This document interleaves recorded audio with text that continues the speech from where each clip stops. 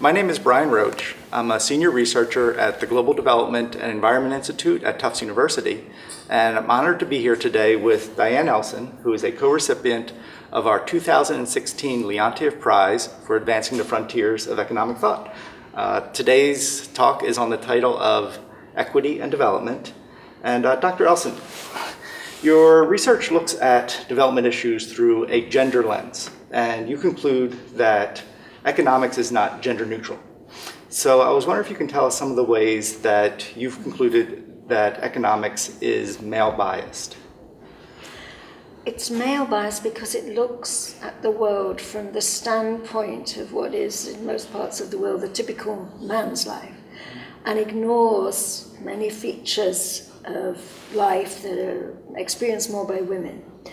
And the most important example of this is the unpaid domestic work that has to be done everywhere, caring for families and for communities, which is done much more by women and girls than it is by men and boys. And this work is non-market work, and it's ignored in economic theory and policy. Okay. And you've noted that this unpaid domestic work is, of course, not included in GDP. Yes. Right. So you've argued that we need to somehow incorporate the value of this work into GDP measures. What are some of the ways that we can do that? The most important first step to take is to conduct time use surveys that ask people about what they did last week or the day before, from when they got up in the morning to when they went to bed at night. If you do this, it reveals the unpaid work that people do much more effectively than any other technique. It also reveals the paid work that they do as well. So that's the first step. And then from that you can see how many hours of unpaid work are people doing. Then if you want to create a satellite account that sits alongside the gross development product, you have to attach some kind of monetary value to it.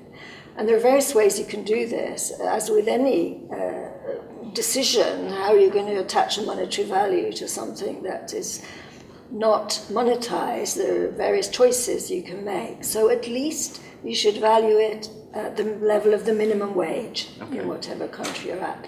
But a lot of this work actually requires a lot of skills. So maybe you should value some of it at the wage you would have to pay a medical nurse, or at the wage you would have to pay a chef.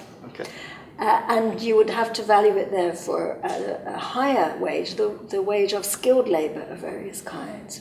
If you value it at the minimum wage, you will come out with anything from 15, 20, 25% of GDP. If you value at the skilled labor wage, you will come out 30%, 40%, 50% of GDP. When we do these valuations, does it differ significantly in developed versus developing countries as to how much it increases total output? Not all that much, actually, because you're comparing it with the GDP of a country. And in all countries, it's quite high, especially if you use the skilled wage. But the composition of the work varies between developed and developing countries. Okay. When we make these time estimates of women's unpaid domestic work, and then we also add it to, say, their paid work. We know labor force participation rates are increasing for women all over the world. But often that comes at the expense of them basically just doing more work, right? So you argued that we need to institute policies so that when women increase their labor force participation, that is offset by a reduction in their domestic work. What kind of policies can we institute to help foster that? Public investment is really important to begin with in things like clean energy, clean water and sanitation, because where this doesn't exist, women and girls have to spend a lot of time collecting water, collecting fuel, purifying the water and so forth.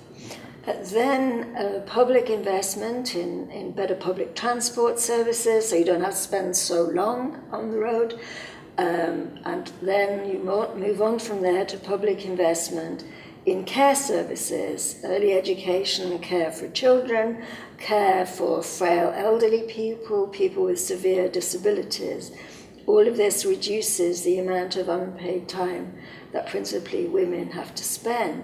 But the third step is whatever's remaining, you should have public policy to distribute it equally between women and men. And there, the social security system has an important role to play in things like funding parental leave, not just maternal leave. Right. Do you feel there are some countries that are doing an exemplary job of instituting these policies, or do you feel that just tremendous work needs to be done? Work needs to be done everywhere, but there are some countries which are farther ahead in the game. Obviously, you would expect rich countries to have already done all of that investment in the basic infrastructure, and to be moving on to these more policies in terms of care services and policies to promote equal sharing between men and women.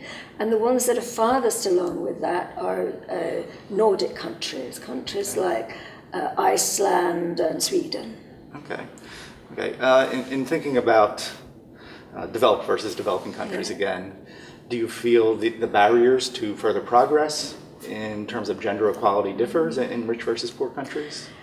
The specificities differ from country to country, but I think everywhere there are several challenges that will create setbacks to gender equality unless we address them. One is environmental degradation. I know it's an important topic you focus on here. Conflict and violence of various kinds, economic instability. All of these things make it harder to realize gender equality.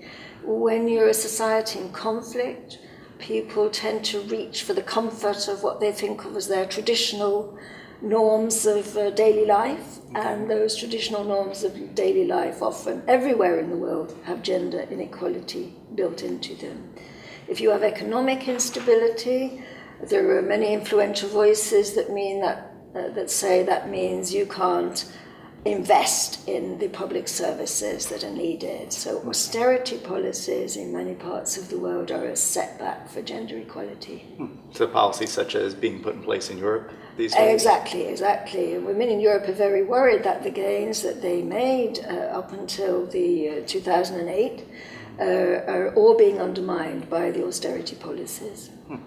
I think just what you talked about the interconnection among various subdisciplines that we've tended to view as separate, environmental issues versus women issues versus macroeconomic issues. And I think one of your great contributions has been recognizing that not only are these interrelated, but that this distinction that we've created between, let's say on one hand, sound macroeconomic policies, controlling inflation and debt issues and all that, and so-called social policies, it's a false distinction. And you make a great point that ultimately all policies should be assessed on their social outputs rather than, say, their macroeconomic outputs. And you say when we take this perspective that it requires a fundamental rethinking of macroeconomics. So I wonder if you can tell us a little bit about what that fundamental rethinking is, and do you feel we're making progress in that rethinking? So what we're saying is the ultimate goal needs to be human well-being and the realization of civil and political and economic and social rights. And GDP and the growth of GDP is not necessarily a good indicator that you're on track to do that.